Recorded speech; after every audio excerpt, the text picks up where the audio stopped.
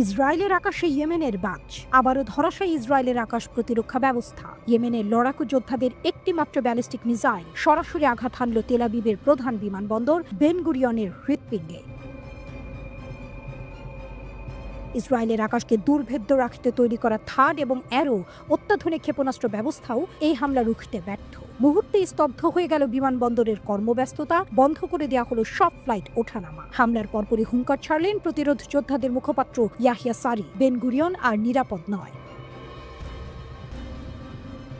বিমানবন্দরের মুখপাত্রের ঘোষণা, হামলার কারণে বিমান চলাচল বন্ধ হয়ে যায়। একই সঙ্গে স্থগিত করা হয়েছে ট্রেনের আনাগোনাও। পুলিশ সাধারণ মানুষকে ওই এলাকায় ভিড় করতে নিষেধ করেছে। বিমানবন্দরের কর্তারা জানালেন, ক্ষেপণাস্ত্রটি টার্মিনাল 3-এর কাছে একটি পার্কিং লটের পাশে রাস্তায় এসে পড়েছিল। সামাজিক মাধ্যমে ছড়িয়ে পড়া ছবিগুলোতে রাস্তার উপর ধ্বংসের স্পষ্ট চিত্র দেখা গেছে।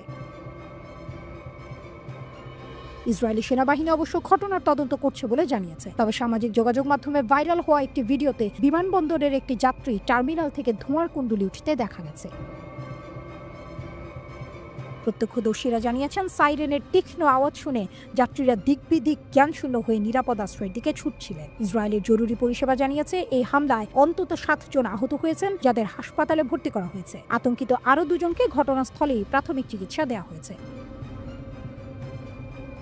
ইসরায়েলি সংবাদ মাধ্যম সেই ভয়াবহ মুহূর্তের ভিডিওকে প্রকাশ করেছে, যেখানে ব্যালিস্টিক মিসাইলের সরাসরি আঘাতের চিত্র স্পষ্ট। প্রতিবেদনে বলা হয়েছে, ক্ষেপণাস্ত্রের ওয়ারহেডের ভয়ঙ্কর বিস্ফোরণে এক বিশাল শক ওয়েভ তৈরি হয়, যা প্রায় 50 কিলোমিটার দূর পর্যন্ত শোনা গেছে। বেন গুরিয়ন বিমানবন্দরের কাছে অবস্থিত বেদ রিপকা ইনস্টিটিউট সহ বেশ কয়েকটি ভবনও ওই তীব্রতায় ক্ষতিগ্রস্ত হয়েছে।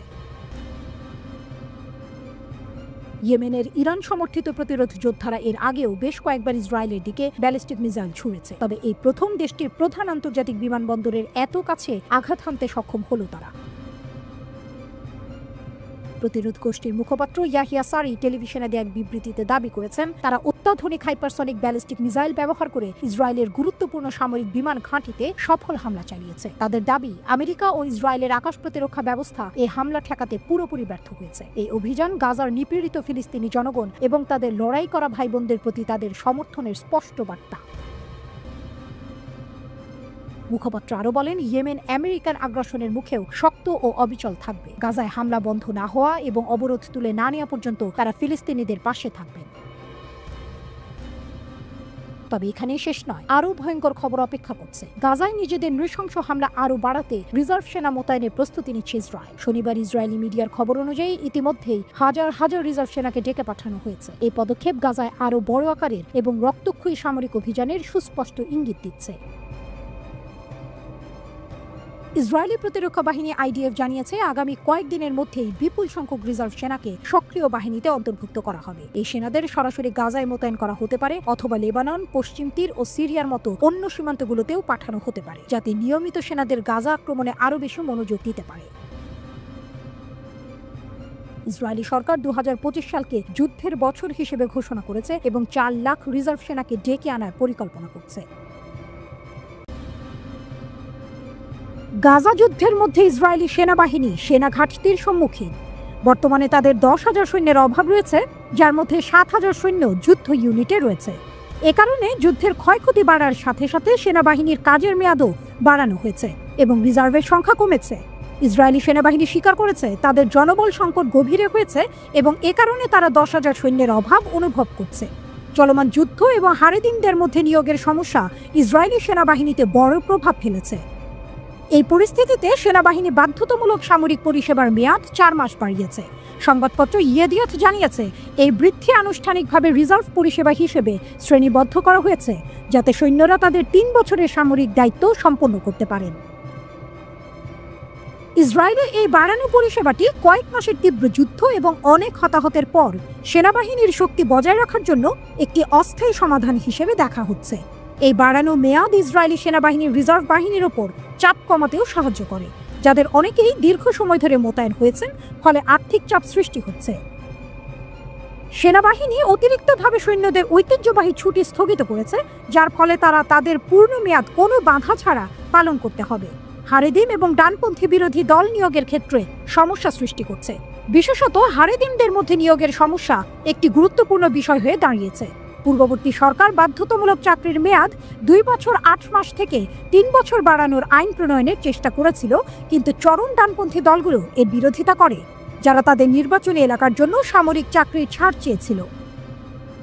এই সৈন্যদের ঘাটতি ইসরায়েলের বসতি স্থাপনকারীদের মধ্যে সামরিক বাধ্যবাধকতা নিয়ে বিভাজনকে সামনে এনেছে।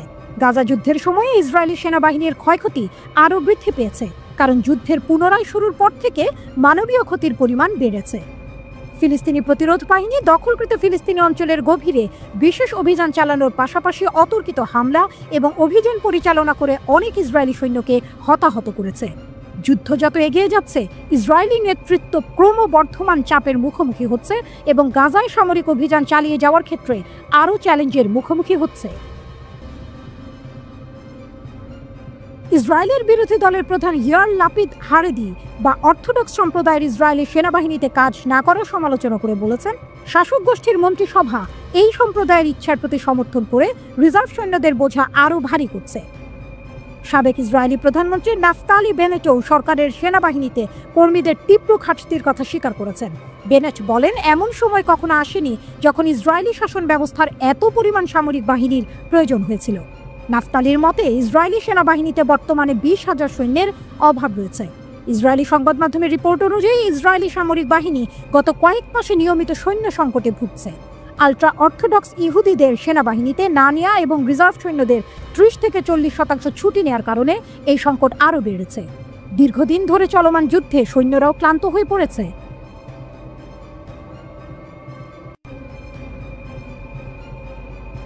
গাজায় আল কাসামের স্নাইপার হামলা। গাজার উত্তরে হামাসের সশস্ত্র শাখা আল কাসাম ব্রিগেডের স্নাইপাররা 4 ইসরায়েলি সৈন্যকে টার্গেট করেছে। এই হামলা ব্রেকিং দ্য সোর্ড নামের একটি অপারেশনের অংশ ছিল। আল কাসাম তাদের সামরিক মিডিয়ার মাধ্যমে এই হামলার ভিডিও ফুটেজ প্রকাশ করেছে। এই ঘটনা ঘটেছে উত্তর গাজার বেইথানুন এলাকার আল আউদা স্ট্রিটে। আল কাসামের যোদ্ধারা স্থানীয়ভাবে তৈরি ঘোল নামের স্নাইপার রাইফেল ব্যবহার করে এই হামলা চালায়। ফুটেজে দেখা গেছে ইসরায়েলি সৈন্য ও অফিসারদের লক্ষ্য করে গুলি ছোড়া হচ্ছে। এছাড়াও ইসরায়েলি সামরিক যানবাহন ও সরঞ্জামের ওপর বর্মভেদী রকেট হামলার দৃশ্য রয়েছে। আল কাসাম ব্রিগেড জানিয়েছে, এই হামলা তাদের পরিকল্পিত অপারেশনের অংশ ছিল। গত বৃহস্পতিবার এই হামলা চালানো হয় এবং এর ফলে কমপক্ষে 4 ইসরায়েলি সৈন্য এবং অফিসার নিহত বা আহত হয়েছে। হামাসের মুখপাত্র আবু ওবাইদা বলেছেন, ফিলিস্তিনি যোদ্ধারা ইসরায়েলি বাহিনীর বিরুদ্ধে সাহসিকতার সাথে লড়াই করছে। তারা সঠিক সময় ও স্থান বেছে নিয়ে হামলা চালাচ্ছে। তিনি আরও বলেছেন, বেইথানুন থেকে রাফাহ পর্যন্ত আমাদের যোদ্ধাদের বীরত্ব গর্বের বিষয়। এটি একটি সামরিক অলৌকিক ঘটনা এবং সমগ্র জাতির জন্য অনুপ্রেরণা। আবু ওবাইদা জোর দিয়ে বলেন, ফিলিস্তিনি যোদ্ধারা বিজয় অথবা মৃত্যু পর্যন্ত লড়াই করতে প্রস্তুত। Al Qassam brigade breaking the sword নামে আরেকটি বড় অপারেশন চালায়। এই অপারেশনে ইসরায়েলি সামরিক বাহিনীর একটি গোয়েন্দা যানবাহন ট্যাঙ্ক বিধ্বংসী রকেট দিয়ে ধ্বংস করা হয়। যখন ইসরায়েলি সৈন্যরা উদ্ধার কাজে এগিয়ে আসে, তখন তাদের ওপর বিস্ফোরক দিয়ে হামলা চালানো হয়।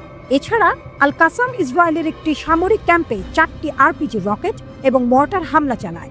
গাজা সিটির আল তুফা এলাকায় ইসরায়েলি সৈন্যদের যানবাহনেও হামলা চালানো হয়েছে, যার ভিডিও প্রকাশ করা হয়েছে। ঘোল স্নাইপার রাইফেলটির নামকরণ করা হয়েছে শহীদ ইঞ্জিনিয়ার আদনান আল ঘৌলের নামে, যাকে 2004 সালে ইসরায়েলি বাহিনী হত্যা করেছিল। ঘোল রাইফেলের ইতিহাস। এই রাইফেল প্রথম ব্যবহার শুরু হয় 2014 সালে, যখন ইসরায়েল গাজা উপত্যকায় আক্রমণ চালিয়েছিল কিন্তু ব্যর্থ হয়। এই অস্ত্রটি ফিলিস্তিনি প্রতিরোধের অস্ত্র উৎপাদন ক্ষমতার একটি বড় অগ্রগতি হিসেবে দেখা হয়। 2014 সালে আমেরিকার দ্য ওয়াশিংটন পোস্ট একটি প্রতিবেদন প্রকাশ করে। তাদের দাবি ছিল, ফিলিস্তিনিরা এই ধরনের অত্যাধুনিক রাইফেল তৈরি করার জ্ঞান বা দক্ষতা রাখে না। ডব্লিউপি বলেছিল যে ঘোল আসলে অস্ট্রিয়ার তৈরি স্টিয়ার HS-50 স্নাইপার রাইফেল, যা বাইরে থেকে কেনা হয়েছে। যদিও ঘোল রাইফেলটি স্টিয়ার HS-50 এর মতো দেখতে, কিন্তু আল কাসাম স্পষ্ট বলেছে যে এটি তাদের নিজস্ব তৈরি।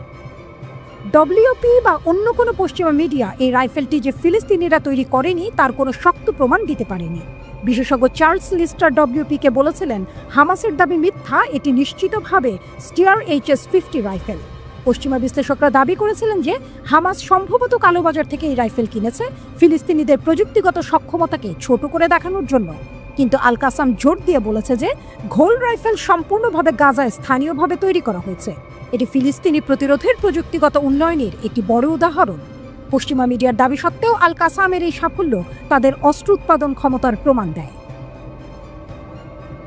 7 অক্টোবর 2023 থেকে এখন পর্যন্ত ইসরায়েলি বাহিনীর 849 জন সৈন্য নিহত হয়েছে।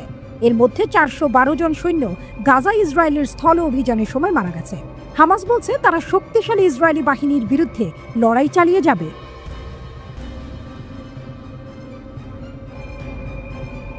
অন্ধকার যখন ঘনিয়ে আসে, আলো তখন নিজেদের ভাষায় কথা বলে, আর সেই ভাষা ছিল আগুনের, ছিল বারুদে। গাজা উপত্যকার উত্তর প্রান্তে বেইত হানুনে এক নিঃশব্দ ভোরে ইতিহাসের আরেকটি অধ্যায় রচিত হলো। হামাসের আল কাসাম ব্রিগেড ইসরায়েলি দখলদার বাহিনীর হৃদয়ে ঝাঁপিয়ে পড়ে এক আক্রমণের বর্ণময় কাব্য রচনা করল। হঠাৎ করে বাতাস ভারী হয়ে উঠেছিল। ব্রেকিং দ্য সর্ড নামে এক অভিযানে আল কাসাম যোদ্ধারা পূর্ব বেইত হানুনে আঘাত হানে, যেন যুদ্ধক্ষেত্রে বাজ পড়েছে। একের পর এক বিস্ফোরণে কেঁপে ওঠে ভূমি। একটি ইসরায়েলি স্টর্ম সামরিক জিপ, যে গাড়ির কাছে ছিল যুদ্ধের আত্মবিশ্বাস, মুহূর্তেই ছিন্ন ভিন্ন হয়ে পড়ে একটি ট্যাঙ্ক বিরোধী ক্ষেপণাস্ত্রের স্পর্শে। আঘাতটি ছিল নিখুঁত। এর শব্দ ছিল না কেবল ধ্বংসের, বরং ছিল প্রতিরোধের প্রতিজ্ঞা। হামাস জানিয়েছে এই আক্রমণে নিশ্চিতভাবে হতাহতের ঘটনা ঘটেছে। ইসরায়েলি বাহিনীর আত্মবিশ্বাস তখন টালমাটাল। আহতদের উদ্ধারে যখন ছুটে আসে আরো সেনা, তখনই শুরু হয় দ্বিতীয় অধ্যায়। একটি টিভি 3 টাইপ বিস্ফোরক ডিভাইস দিয়ে সেই বাহিনীকে লক্ষ্য করে চালানো হয় মারণ আঘাত। এটা ছিল পরিকল্পনার অংশ। একে একে সব দরজা বন্ধ হয়ে যাচ্ছিল। আল কাসাম জানিয়েছে এই দ্বিতীয় হামলায় অনেক ইসরায়েলি সৈন্য নিহত ও আহত হয়েছে। তবে অভিযান এখানেই শেষ নয়, এক নতুন মোড়ের শুরু তখন। হামাস যোদ্ধারা আরও এগিয়ে গিয়ে 4টি আরপিজি এবং মর্টার শেল দিয়ে এক ইসরায়েলি সামরিক ঘাঁটিতে হামলা চালায়। তাণ্ডব যেন থামতেই চাইছিল না। গাজার আল তুফা পাড়ার কাছাকাছি গাড়িগুলোর ক্ষতিগ্রস্ত চিত্র প্রকাশ করেছে হামাসের সামরিক মিডিয়া। ধ্বংসস্তূপের ছায়ায় দাঁড়িয়েছিল এক বিজয়ের আলেখ্য। প্রতিটি ফুটেজ যেন চিৎকার করে বলছিল, আমরা এখনো আছি, আমরা এখনো প্রতিরোধ করি। এরপর লক্ষ্যবস্তু হয় আরও 2টি বড় সামরিক যান, একটি ম্যারকাভা ট্যাঙ্ক এবং একটি D9 বুলডোজার। এই দুটোই ইসরায়েলি সেনাবাহিনীর শক্তির প্রতীক। জাবাল আল সুরানি এলাকায় এই যানগুলোতে চালানো হয় 105 মিমি ক্ষেপণাস্ত্রের নিখুঁত আঘাত। হামলার পর আগুন জ্বলে ওঠে, শক্তির প্রতীকগুলো মুহূর্তে রূপান্তরিত হয় ধ্বংসস্তূপে। হামাস জানিয়েছে এই হামলা 2টো যানকে সম্পূর্ণ অক্ষম করে দিয়েছে এবং এখানেই ফুটে ওঠে হামাসের কৌশলগত প্রজ্ঞা। একাধিক ধাপে সুনির্দিষ্ট সময় জ্ঞান ও পরিকল্পনার মাধ্যমে এই জটিল অভিযানটি পরিচালিত হয়েছে। ইসরায়েলি সংবাদ মাধ্যম নিশ্চিত করেছে 1 সৈন্য নিহত এবং আরও 4 জন গুরুতর আহত হয়েছে। টুইস্ট আসে এখানে, ঠিক যে স্থানে এই অ্যাম্বুশ, কয়েকদিন আগেই তা পরিদর্শন করেছিলেন ইসরায়েলের প্রধানমন্ত্রী বেনিয়ামিন নেতানিয়াহু ও পররাষ্ট্রমন্ত্রী ইসরায়েল কাটস। এ যেন এক প্রতীকী জবাব। নেতাদের পদচিহ্নের পথেই হামাস ছড়িয়ে দিয়েছে বিস্ফোরক বার্তা। আল কাসাম এই হামলাকে বলেছে প্রতিরোধের সাফল্য। তারা বলেছে এই আক্রমণ প্রমাণ করেছে তাদের যোদ্ধারা এখন দখলদার বাহিনীর মুখোমুখি যুদ্ধে নামার ক্ষমতা রাখে। এই যুদ্ধ শুধু অস্ত্রের নয়, মনস্তত্ত্বেরও। প্রতিটি বিস্ফোরণ ছিল এক ধাক্কা ইসরায়েলি আত্মবিশ্বাসে, প্রতিটি আঘাত ছিল এক ধাক্কা তাদের কৌশলে। যুদ্ধের ময়দানে গর্জে উঠেছে এক দল সাহসী তরুণ, যারা জানে স্বাধীনতা ছিনিয়ে আনতে হলে কিছু অধ্যায় আগুন দিয়ে লিখতে হয়। তলোয়ার ভাঙার নামে এই অভিযান ছিল তাৎপর্যপূর্ণ।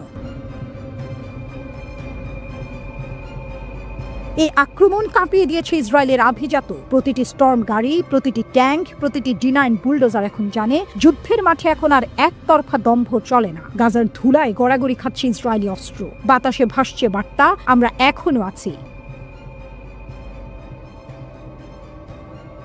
হামাস আবারও প্রমাণ করেছে প্রতিরোধের ভাষা হারিয়ে যায় না। তারা দেখিয়েছে যখন দখলদার আসে তখন প্রতিরোধ হয় অনিবার্য। এটি ছিল আল কাসামের এক সুসজ্জিত অভিযান, যেখানে বারুদের গন্ধেই লেখা হয়েছে গৌরবের ইতিহাস।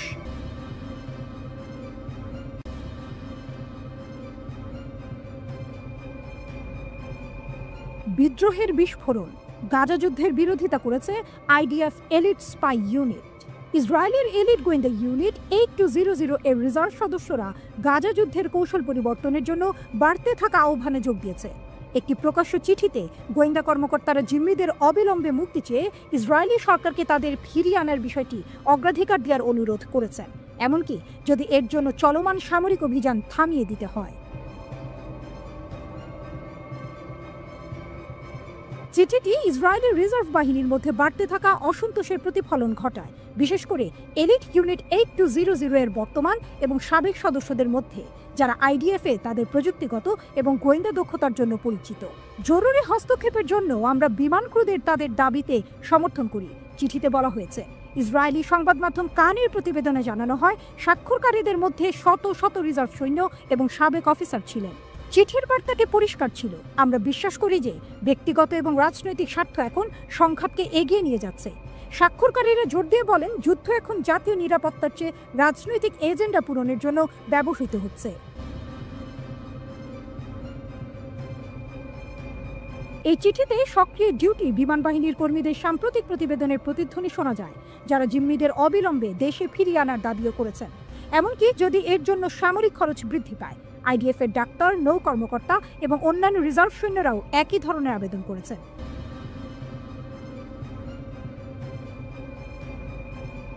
এই চিঠিগুলি যুদ্ধের কৌশলগত দিক এবং নৈতিক প্রভাব নিয়ে ব্যাপক জনসাধারণের বিতর্ক সৃষ্টি করেছে, কারণ ইসরায়েলের সরকার এখনও ক্রমবর্ধমান অভ্যন্তরীণ প্রতিরোধের প্রতি আনুষ্ঠানিকভাবে সাড়া দেয়নি।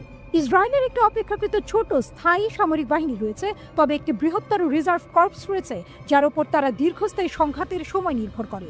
রিজার্ভের মধ্যে ক্রমবর্ধমান প্রতিবাদ আন্দোলন গাজায় একটি বর্ধিত অভিযান পরিচালনা করার জন্য ইসরায়েলি সেনাবাহিনীর ক্ষমতাকে প্রভাবিত করতে পারে।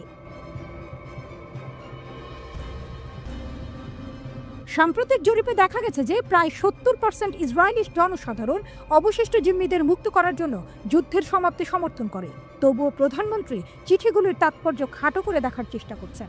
ইসরায়েলের রাজনৈতিক নেতারা যুদ্ধবিরতি আলোচনা পরিচালনাকারী মধ্যস্থতাকারীদের হতাশ করেছেন। দুটি চিঠি যুদ্ধ অব্যাহত রাখার সমালোচনা করলেও স্বাক্ষরকারীরা কাজ করতে অস্বীকৃতি জানায়নি। বৃহস্পতিবার প্রথম চিঠি প্রকাশের কয়েক ঘন্টার মধ্যেই ইসরায়েলি সেনাবাহিনী ঘোষণা করেছে যে তারা চিঠিতে স্বাক্ষরকারী বিমান বাহিনীর রিজার্ভ সদস্যদের বরখাস্ত করেছে এবং স্বাক্ষর বিশ্লেষণ করে দেখছে যে আরও কতজন এখনও সামরিক বাহিনীতে রয়েছেন।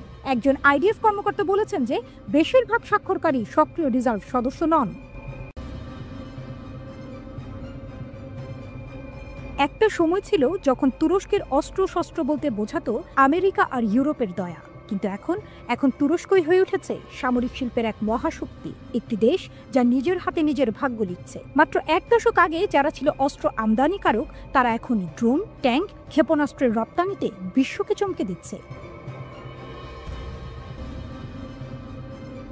2024 সালে তুরস্কের অস্ত্র রপ্তানি $710 কোটি। এই সংখ্যাটি শুধু একটি রেকর্ড নয়, এটি একটি রাষ্ট্রের অসম্ভবকে সম্ভব করে তোলার মহাকাব্য। এক দশক আগে যারা মার্কিন ইউরোপীয় অস্ত্রের গলগ্রহ ছিল, আজ তারাই বিশ্বের 178টি দেশে বিক্রি করছে ড্রোন, ট্যাঙ্ক, ক্ষেপণাস্ত্র। কিভাবে একটি দেশ ড্রোন সুপার পাওয়ার হয়ে উঠল? কি সেই মন্ত্র যা তুরস্ককে দিয়েছে ন্যাটোর ভেতরে থেকেও পশ্চিমাকে চ্যালেঞ্জ করার সাহস? আল জাজিরার বিশেষ প্রতিবেদনে রক্ত, ইস্পাত ও কূটনীতির মিশেলে তুরস্কের অস্ত্র বিপ্লব। অস্ত্র বাণিজ্যের গেম চেঞ্জার, মেড ইন তুর্কি। আমরা আর কারো মুখাপেক্ষী নই। তুর্কি প্রেসিডেন্ট এরদোয়ানের এই ঘোষণা যেন পুরো বিশ্বকে চমকে দেওয়ার জন্য। 1974 সালে সাইপ্রাসে হস্তক্ষেপের পর যুক্তরাষ্ট্রের অস্ত্র নিষেধাজ্ঞা, 1990-এ জার্মানির শর্তযুক্ত ট্যাঙ্ক বিক্রি, 2020-এ S-400 কিনে আমেরিকার রাগ, এসবই তুরস্ককে শিখিয়েছে স্বনির্ভরতাই শেষ হাতিয়ার। 2000 থেকে 2024 স্থানীয় প্রতিরক্ষা শিল্পের বিনিয়োগ বেড়েছে 12 গুণ। 3000+ কোম্পানি, ড্রোন থেকে নিউক্লিয়ার টেকনোলজি পর্যন্ত প্রতিদিন তৈরি হচ্ছে যুদ্ধের নতুন ভাষা।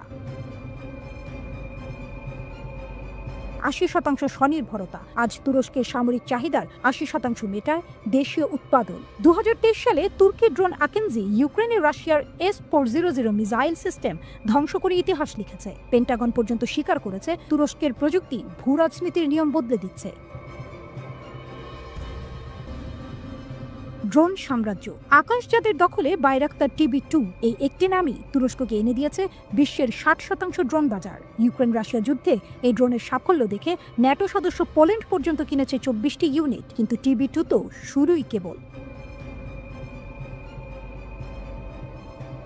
আকিনজি বিশ্বের প্রথম সশস্ত্র ড্রোন জেট, যা F-16 এর চেয়ে সস্তা কিন্তু সমান ক্ষমতাশালী। কিজিলেলমা স্টেলথ টেকনোলজি সমৃদ্ধ পঞ্চম প্রজন্মের যুদ্ধ বিমানের সমকক্ষ রাশিয়ার Su-57কে চ্যালেঞ্জ করার লক্ষ্য। আলপাগু AI চালিত কামিকাজে ড্রোন, যা শত্রুর রাডার ফাঁকি দিয়ে ধ্বংসযজ্ঞ চালায়। ডেটাশক 2022 থেকে 2024 পর্যন্ত তুরস্ক 31টি দেশে 500+ ড্রোন বিক্রি করেছে। এর মধ্যে UAE এর সাথে $3 বিলিয়ন ডিল, সৌদি আরবের সাথে $1.5 বিলিয়ন চুক্তি। মরণাস্ত্রের খেলা, জমিন থেকে সমুদ্র পর্যন্ত আলতাই ট্যাঙ্ক। জার্মানির লেপার্ড 2কে টক্কর দিতেই তৈরি এই যন্ত্রমানবের গোলা বর্ষণ ক্ষমতা 4 কিলোমিটার। পাকিস্তান ইতোমধ্যে কিনেছে 100টি ইউনিট। TCG আনাদোলু বিশ্বের প্রথম ড্রোন ক্যারিয়ার জাহাজ। এটি শুধু যুদ্ধ জাহাজ নয়, উভচর আক্রমণের mobile command centre.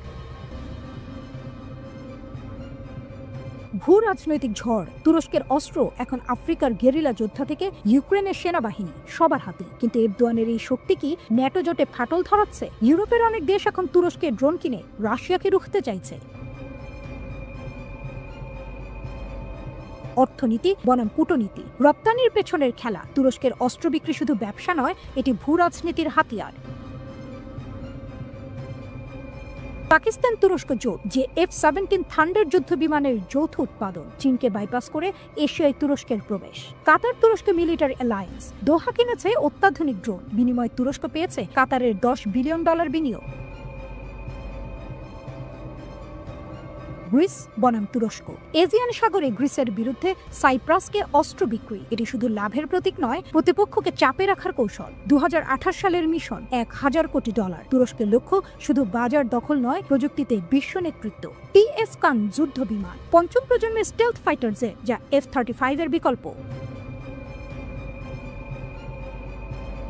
আল্টগান hypersonic missile, Mac 10 গতিতে আঘাত হানার ক্ষমতা। মিলজাম প্রজেক্ট 2027 নাগাদ 10টি সাবমেরিন বানানোর পরিকল্পনা, যা ভূমধ্যসাগরে তুরস্কের আধিপত্য বাড়াবে। তুরস্কের উত্থান পশ্চিমা অস্ত্র শিল্পের জন্য হুমকি। তারা প্রমাণ করেছে স্বল্প খরচে হাইটেক অস্ত্র বানানো সম্ভব। এরদোয়ানের নব্য উসমানীয় স্বপ্ন বাস্তবায়নের হাতিয়ার এই অস্ত্র শিল্প। তুরস্কের এই অস্ত্র বিপ্লব শুধু অর্থনীতির গল্প নয়, এটি একটি রাষ্ট্রের আত্মপ্রতিষ্ঠার লড়াই। ড্রোনের পাখায় ভর করে ইস্তাম্বুল থেকে আঙ্কারা পর্যন্ত ছড়িয়ে পড়া এই সামরিক শক্তি এখন ন্যাটোর ভেতর থেকেই তৈরি করছে প্যারালাল পাওয়ার।